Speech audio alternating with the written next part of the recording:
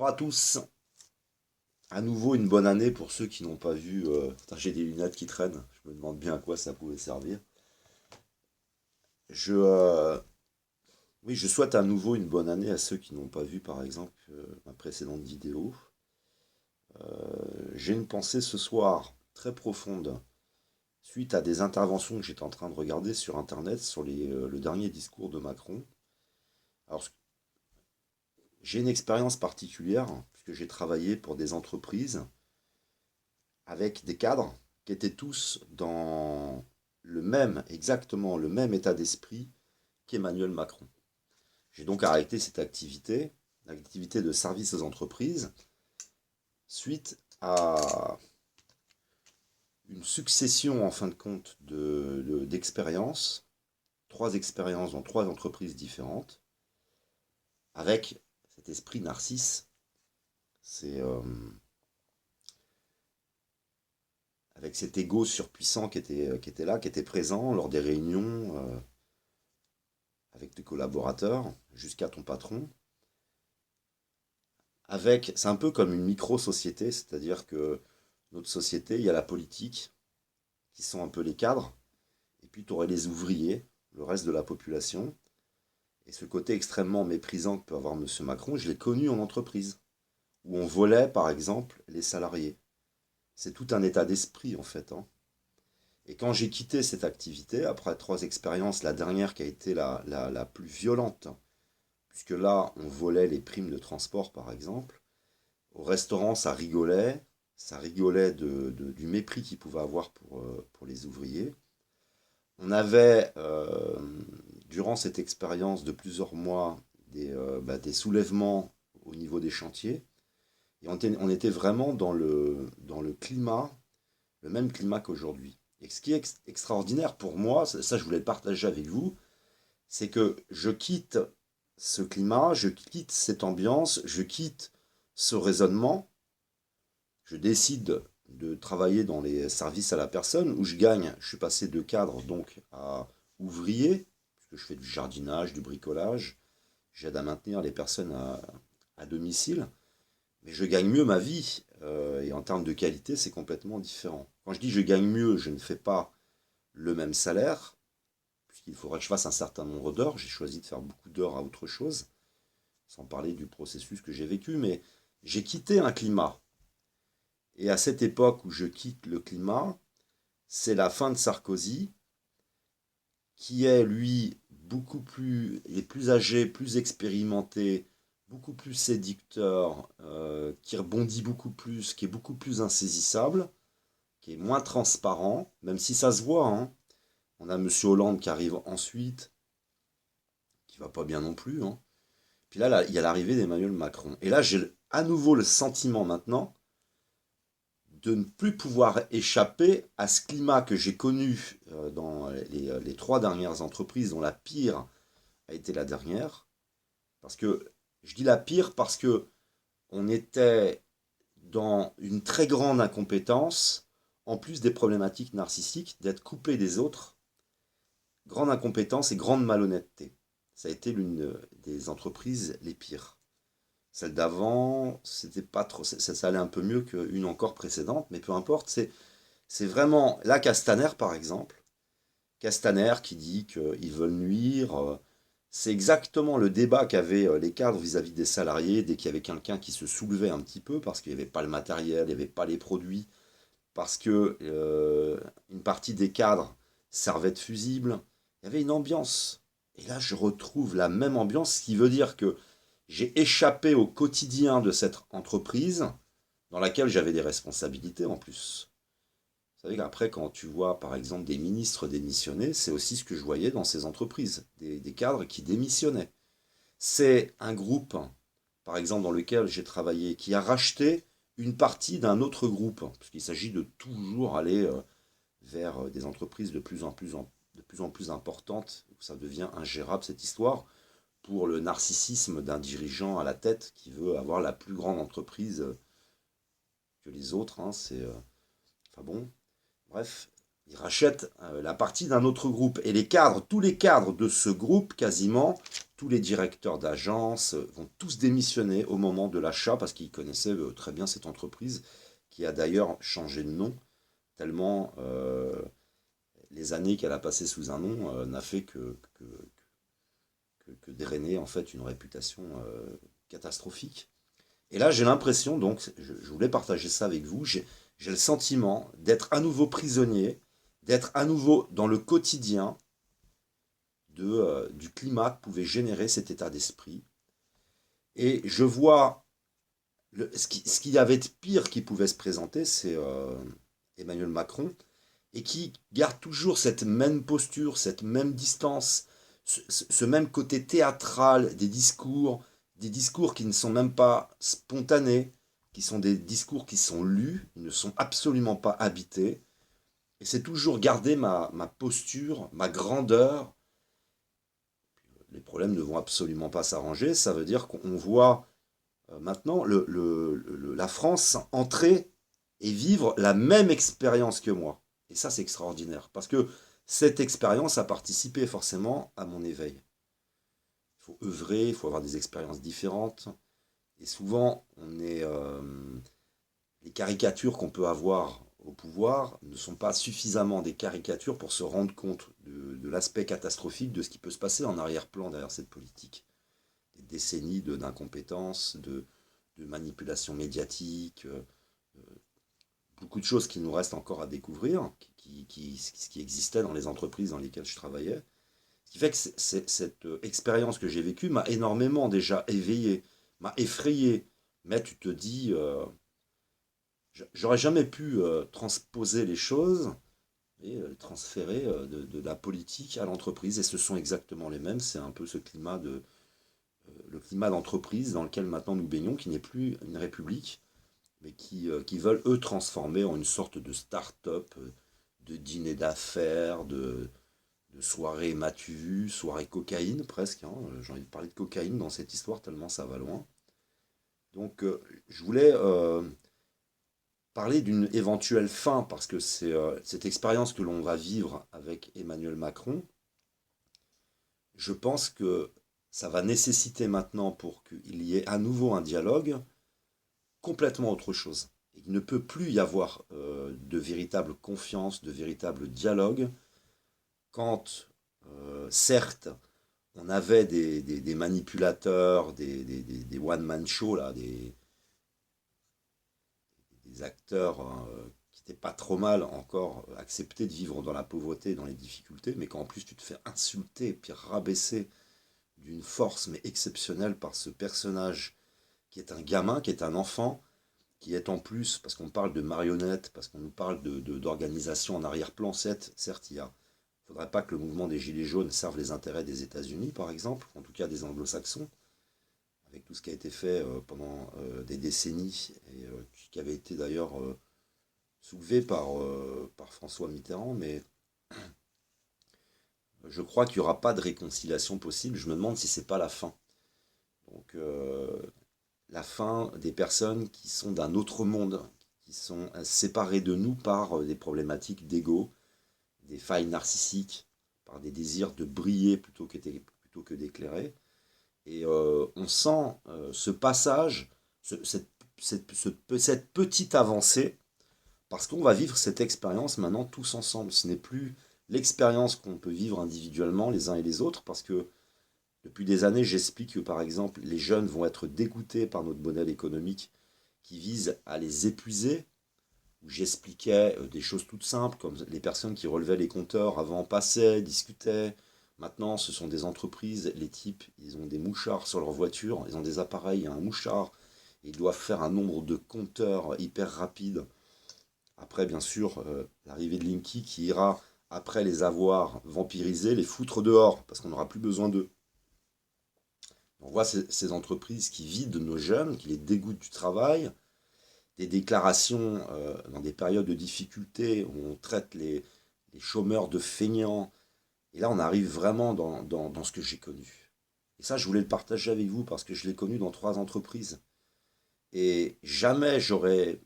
Pour moi, le monde de la politique était parfaitement séparé du monde de l'entreprise, de ce type d'entreprise. C'était quelque chose de très séparé. et de voir arriver maintenant au pouvoir cette recette entre showbiz, politique, économie, et que ça transpire, ça dégueule, et qu'il n'y a, y a plus de dialogue possible avec ce type de personnage, ça j'en suis certain. Et ça doit aller maintenant vers une métamorphose en fait, vraiment une métamorphose profonde. Alors je voulais le partager avec vous, parce que j'ai un peu un sentiment là de solitude par rapport à cette expérience, par rapport à ce ressenti, par rapport à ce vécu.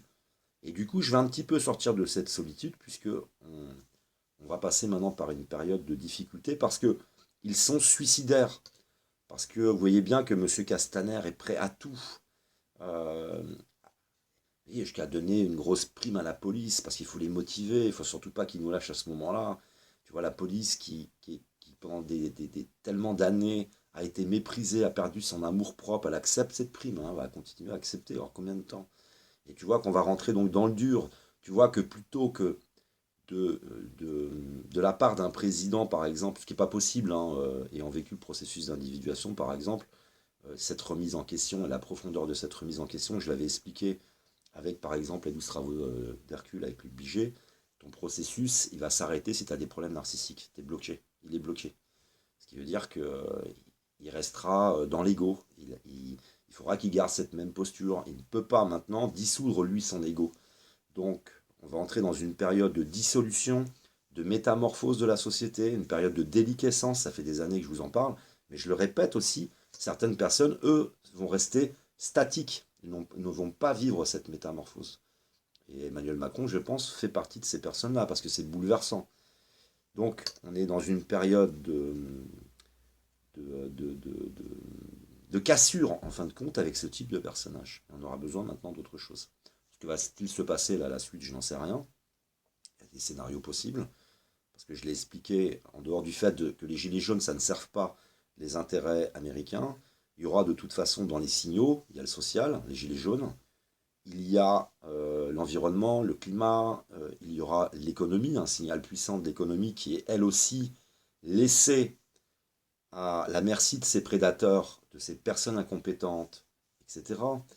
Et tous les problèmes géopolitiques et puis les tensions, puisque dans un modèle de consumérisme, les matières premières, tout ça, ça devient un problème. Il y a donc, on arrive au plus puissant, à la profondeur, la plus grande des profondeurs en tous les cas, d'un modèle qui a été au bout de tous ces excès, où tout va dégénérer. Ça va être donc relativement spectaculaire. Mais il reste encore d'autres signaux par lesquels on doit passer, parce que bon, on peut dénigrer les gilets jaunes. Est-ce qu'on va reprocher aux gilets jaunes la disparition des insectes, la disparition... parce que vous voyez bien que ce déni et cet aspirateur qu'est l'ego, qui fait qu'on consomme d'une certaine manière, on appréhende la vie d'une certaine manière, qu'est-ce que ça change par rapport aux problématiques de la disparition des insectes, de nombreuses espèces? On voit bien qu'il n'y a pas de changement, il n'y a pas eu de prise de conscience, il n'y a pas eu une réaction extrêmement profonde. La réaction, elle s'exprime par le mépris. Donc on est dans des problématiques d'ego, on est dans des problématiques relationnelles. Mais ce n'est pas des problématiques relationnelles avec ton univers. Ce n'est pas une réaction vis-à-vis de l'univers. Je parle de la réaction profonde. Bien sûr que parmi les gens qui manifestent ou pas, il y a beaucoup de personnes qui ont conscience des problématiques d'environnement, de climat, et j'en passe. Mais on voit bien que là, c'est l'ego. C'est l'ego qui transpire. C'est ras-le-bol de ton mépris. C'est j'ai envie d'être estimé, moi aussi. C'est de l'ego. C'est du mépris. C'est tout ça là qui transpire. Alors, est-ce que c'est la fin de tout ça? Est-ce qu'on est en train maintenant d'entrer progressivement dans la déliquescence de ces problématiques narcissiques d'ego et puis de rupture entre nous et la politique? Voilà, c'était vraiment quelque chose que je mets là. Je vous laisserai développer dans les commentaires, donner vos avis.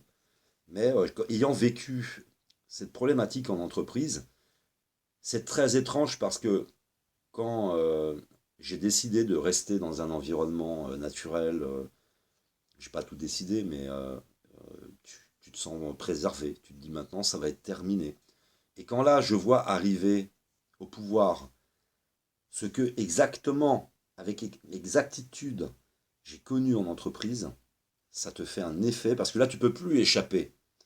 Voilà, tu peux plus fuir. Tu ne peux pas dire je vais me mettre dans un petit coin et avoir une vie paisible, parce que où que tu ailles, tu seras éclaboussé parce que génère ce type de personnage. Et tous ceux qui l'entourent. On le voit avec, par exemple, c'est presque délirant tellement ce sont des caricatures, hein. Je parle même de Castaner qui va utiliser la mort d'une vieille dame, qui est systématiquement dans la division. On n'est pas dans la réparation, dans la compréhension, dans l'amour, on n'est pas dans l'empathie. On est toujours à se mettre au centre des divisions et à accentuer ces divisions par toujours plus de mensonges, de mépris, de stigmatisation. Et c'est exactement les mécanismes de la perversion, donc la perversion narcissique. Ce qui veut dire que là, vraiment, on a ce qu'il y a de pire, mais de visible.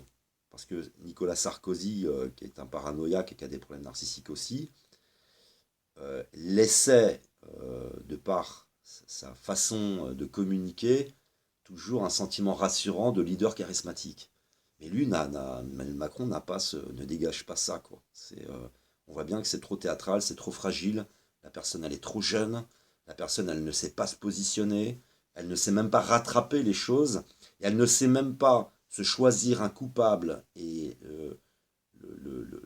passer à l'acte sacrificiel d'une façon bien faite. C'est un pur amateur, quoi. C'est vraiment c'est un débutant. C'est quelqu'un qui ne s'est pas suffisamment perfectionné en tant que manipulateur. Parce que je répète que c'est important, les pervers se perfectionnent avec le temps. Donc chaque fois qu'ils commettent une erreur, ils se réadaptent par rapport à l'erreur et ils vont utiliser des méthodes complètement différentes pour ne plus se faire choper. Ce ne sont pas des personnes qui évoluent sur eux-mêmes, sur un travail personnel, ils évoluent toujours sur leur façon de faire. Ils se perfectionnent, un petit peu comme des brigands, des gens du milieu qui se feraient choper. Bon, ben, je me suis fait choper avec mon portable, et ben, je prendrai 2 portables. Voilà, tu t'améliores dans tes techniques pour escroquer les autres. Il en est même pas capable. Il n'est même pas capable d'une réadaptation dans la présentation. Donc, en plus, il est médiocre. On a un président qui est médiocre, ne serait-ce que même dans sa capacité à rattraper des situations qu'il a mises en place de par son mépris. Il est donc, au niveau pathologique, je trouve qu'il est pire que les autres. Celui-là, il est encore plus dangereux que les autres. On est aussi dans une, quand même, je le dis, moi, je ne fais pas une vidéo humoristique, hein. C'est pas drôle, hein. On est en danger avec ces personnes-là, et je l'ai vu en entreprise, hein, parce qu'ils sont prêts à sacrifier tout le monde. On l'a vu avec Ariane Bilerian, par exemple. Les paranoïaques sont prêts à tuer tous les autres, hein, pour des questions psychiques, hein, tout simplement, hein. Là, on est en danger. On a un type super dangereux au gouvernement, et on l'a vu maintenant à travers l'utilisation des médias. Ils sont prêts absolument à tout. On l'a vu avec mon expérience personnelle, mes amis, avec lesquels il faut que je me justifie, que j'explique les choses, que je fasse. C'est de la pédagogie, hein, beaucoup de dialogue pour leur expliquer, non, pourquoi David t'es gilet jaune? Mais c'est pas possible, David t'es gilet jaune, oui. Tellement les médias ont imprégné et martelé les esprits des personnes, comme si les gilets jaunes ce n'était qu'uniquement négatif. On voit bien la puissance de la propagande. On voit bien le danger, la désociabilisation, l'acte sacrificiel des gilets jaunes, avec, je le répète, tout ce qu'il y avait de positif en arrière-plan, qui ne sont pas développés par la presse. Donc on voit bien comment monsieur, par exemple, Castaner utilise le triangle du feu, pas le triangle dramatique, mais un peu le triangle dramatique aussi. Le triangle dramatique, c'est un coup sauveur, un coup persécuteur, et après c'est la victime, hein. Ils sont les victimes des gilets jaunes. Et après avoir persécuté, mais là, c'est le triangle du feu, c'est comment éteindre un feu par son triangle. Là, les pompiers connaissent bien, tu peux t'attaquer en fait au combustible, tu peux t'attaquer à la chaleur et à l'oxygène. Et tu vois Monsieur Castaner, tu vois cette équipe de bras cassés là au gouvernement, qui sont les mêmes que ceux que j'ai connus en entreprise, hein. C'était vraiment le même climat, hein. C'est fou, quoi, c'est fou de réaliser ça, et qui jettent de l'huile sur le feu, donc le combustible c'est ça, au lieu de l'éteindre, essayer d'éteindre le feu, non. Ensuite ils font des appels d'air, ils ouvrent les fenêtres, parce que le feu est en train de s'éteindre, et ben ils refont des appels d'air, c'est les discours consécutifs de M. Macron, qui c'est des appels d'air, hein. Tu vois le type qui est à des kilomètres de sa nation, et puis tu peux attaquer le feu par la température, mais ils font eux-mêmes monter la température en commandant, par exemple, c'est un message puissant, des centaines de lanceurs flashball, quoi. Tu pourrais mettre en place des dispositions rapides pour essayer d'améliorer les choses. Non, non, voilà, on se retrouve, mes amis, dans une expérience que j'ai vécue plusieurs fois en entreprise, avec le même état d'esprit, et bien maintenant on s'y retrouve tous ensemble. Et je voudrais conclure par, je ne sais pas si c'est la fin ou pas de Narcisse, si on est dans la descente aux enfers, dans le départ de la métamorphose, on aura besoin maintenant de personnes plus authentiques, mais il y a une chose dont je suis certain, on ne négocie pas avec des pervers narcissiques. Donc retenez ce terme, j'espère apporter un peu d'éléments. Le PN, on ne négocie pas avec un PN. On le met hors d'état de nuire. Je ne parle pas physiquement, je le répète à nouveau, mais techniquement, démocratiquement. Et puis, on le sait, on peut démontrer aujourd'hui que ces élections, elles ont été truquées. Il n'y a rien eu de démocratique. On peut donc, moi j'insisterai sur relancer, ce serait un bon départ, relancer les élections, des élections qui soient, elles, démocratiques, la pression sur les médias, et puis on ira de toute façon, quoi qu'il en soit, vers une métamorphose très très très profonde, parce que ce n'est pas seulement le problème de M. Emmanuel Macron, ce sont des décennies de tissage en arrière-plan, de leaders, de groupes, de ce qu'on appelle des lobbies. Il y a derrière tout un curage à faire et une métamorphose à vivre, le RIC aussi, etc., etc. Mais tout ça, il fallait bien que ça commence par quelque chose. Et quoi qu'il en soit, je voulais parler de cette dissolution par laquelle on est en train de passer. C'était des années que je vous le disais. Vous voyez bien que il nous faut des exemples, il faut quelque chose qui transpire de ce côté-là, et pour qu'on puisse commencer à se poser des questions au-delà des insultes, c'est un con, c'est un ci, c'est un égoïste, c'est un prétentieux. Il y a vraiment une nécessité de s'enrichir spirituellement, puisqu'on ne parle pas de dogme, on parle bien de science et de connaissance à travers ces problématiques narcissiques. Et puis, si on met de la science pour comprendre nos problèmes, on mettra aussi de la science pour résoudre nos problèmes. Voilà, je voulais faire ce partage avec vous parce que ça m'a fait un effet immédiat, puissant, en regardant ces différents interlocuteurs qui développaient sur le discours d'Emmanuel Macron, puisque j'avais l'impression qu'ils étaient en train de parler des problèmes que j'avais vécus en entreprise, comme s'ils parlaient de mes anciens collaborateurs ou cadres ou dirigeants dans les entreprises dans lesquelles j'ai travaillé. Et j'ai travaillé dans ce climat-là, hein. Et ce qui est une micro-expérience avant de revivre cette expérience maintenant avec un président de la République qui est dans ce cas-là. Ils sont aussi là de toute façon pour nous montrer, ils nous montrent les choses, au-delà d'aller les stigmatiser, s'attaquer à eux, ils sont là en train de nous montrer les choses. Alors observons-les, étudions-les et mettons de la... Sortons du binaire, je t'aime plus, t'es gentil, t'es méchant, papa, maman, le chaud, le froid. Il faut maintenant vraiment pousser, forcer pour mettre de la compréhension dans ces mécanismes et puis pouvoir mettre les solutions en face. Et en rappelant que pour moi, avec les côtés positifs et négatifs des Gilets jaunes, c'est déjà une réaction. On a bien vu, on l'a vu tous, hein. Il n'y a pas eu la moindre réaction de la population, ou très faible, quand on nous a annoncé la disparition de ces nombreuses espèces. Qu'est-ce qui peut nous faire réagir? Quand on nous dit qu'il y a de plus en plus de migrants qui arrivent et qui sont dans la rue, il n'y a pas de réaction. Il n'y a jamais de réaction sur quoi que ce soit. Et dès que les gilets jaunes arrivent, alors là, on a une couleur, on a un responsable, et qui pourrait devenir le responsable de l'effondrement économique, le responsable de l'effondrement climatique, etc., etc. Il y a une réaction, il y a une réaction, il y a au moins une réaction de quelque chose qui s'exprime pour les taxes, mais pas seulement, puisque ça relance, ça met en place des débats extraordinaires, ça révèle des personnes géniales, par exemple, on s'est partagé, je le repartagerai à nouveau, ce jeune homme qui nous fait des propositions pour l'avenir, parce que je le répète, il y a aussi un autre problème qui est beaucoup plus grave, c'est la pression américaine sur cette quelque sorte guerre froide qui est mise en place avec la Russie, où ils ont réussi à mettre une tension exceptionnelle partout sur la frontière russe, avec même un bouleversement là en Ukraine qui a été quand même exceptionnel. C'est une Russie qui, elle, s'adapte, parce qu'on est dans l'adaptabilité et de plus en plus de violence dans ces modèles, et avec des armes maintenant qu'aucun pays ne peut arrêter, avec ces missiles à supersoniques, auxquels il suffit d'ajouter maintenant des ogives nucléaires là-dessus, et c'est en train de continuer à dégénérer, toujours pour les intérêts aussi, je le répète, des pays anglo-saxons, auxquels par exemple M. Sarkozy a participé, en allant détruire, pour des raisons humanitaires, la Libye. On voit toute cette partie qui a été détruite. Ils ont toujours des bonnes excuses, hein. et en finançant en plus des soi-disant rebelles qui ne sont rien d'autre que des terroristes, des soi-disant casques blancs qui ont été disséminés un petit peu partout en Europe, 600. Donc on est en train d'instaurer nous-mêmes notre propre terrorisme. On finance nous-mêmes l'arrivée de nombreux migrants par rapport à des guerres qu'on finance nous-mêmes. On a des gilets jaunes qui se soulèvent, qui viennent de notre mauvaise gestion et en plus du mépris de la politique et qui deviennent, eux, les responsables de tout ça. Je vous l'ai toujours dit, si tu ne fais rien, un pervers narcissique en profite. Et si tu fais quelque chose, le pervers narcissique en profite. Quoi qu'il en soit, il profitera de ton immobilisme, voire de tes réactions, de ta réactivité. Il s'agit toujours de jouer sur ton image, ta réputation, de désociabiliser. Et là, on passe maintenant à l'acte sacrificiel des gilets jaunes. Hein. Quand on dit les gilets jaunes veulent nuire, c'est comme si je disais tous les politiques sont des Cahuzac. C'est pas vrai.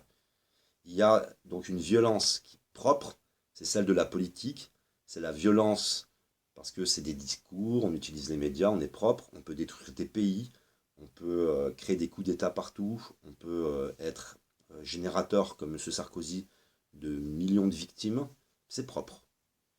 Par contre, il y a la violence négative, c'est celle d'un peuple qui réagit pas forcément bien, parce qu'en effet, chez les politiques, il y a des Cahuzacs, mais il n'y a pas que des Cahuzacs chez les politiques. Et comme il n'y a pas que des Cahuzacs chez les Gilets jaunes, pour parler d'une autre forme de violence, où il n'y a pas que des casseurs. Mais c'est un ensemble de personnes qui forment les Gilets jaunes. Et je ne me détacherai pas des Gilets jaunes. Et je pense que, enfin, je ne demande pas à un politique de se détacher de la politique en général, parce qu'il y aurait des Cahuzacs. Il ne faut pas mettre tout le monde dans le même sac. Et on voit bien la binarité, l'utilisation de notre binarité, en mettant tout le monde dans un même sac. Comme si ce n'était... oui, il y a sûrement des gilets jaunes qui veulent nuire. C'est possible. Mais on voit bien des politiques qui sont prêts à tout et à nuire pour leurs intérêts personnels, par exemple. Donc on est aussi dans une période que je trouve extraordinaire parce qu'elle est révélatrice, en fait, d'un tout un état d'esprit qui est en train de transpirer et avec Internet, qui veulent contrôler. Hein. Donc n'oubliez pas que la perversion, c'est toujours s'adapter. Donc ils iront dans toujours plus de contrôle, toujours plus de violence, et on ira naturellement, de par un logiciel pervers, vers toujours plus de dictature. C'est complètement naturel. Et je finirai par, je le répète aussi à nouveau, je m'excuse pour ceux qui m'accompagnent, mais euh, Adolf Hitler était un pervers narcissique dans un délire de mission et était paranoïaque. Il est arrivé durant une crise, durant l'utilisation de la planche à billets. Vous avez Emmanuel Macron qui arrive durant une crise, qui est un pervers narcissique, je ne pense pas paranoïaque, mais par contre qui est lui aussi dans un délire de mission, les images sont en ligne, donc au moment d'une crise et au moment de l'utilisation de la planche à billets. On est vraiment dans une situation qui n'est pas drôle, hein, qui n'est pas comique. Ce type est vraiment dangereux, c'est un homme dangereux, il est vraiment dangereux.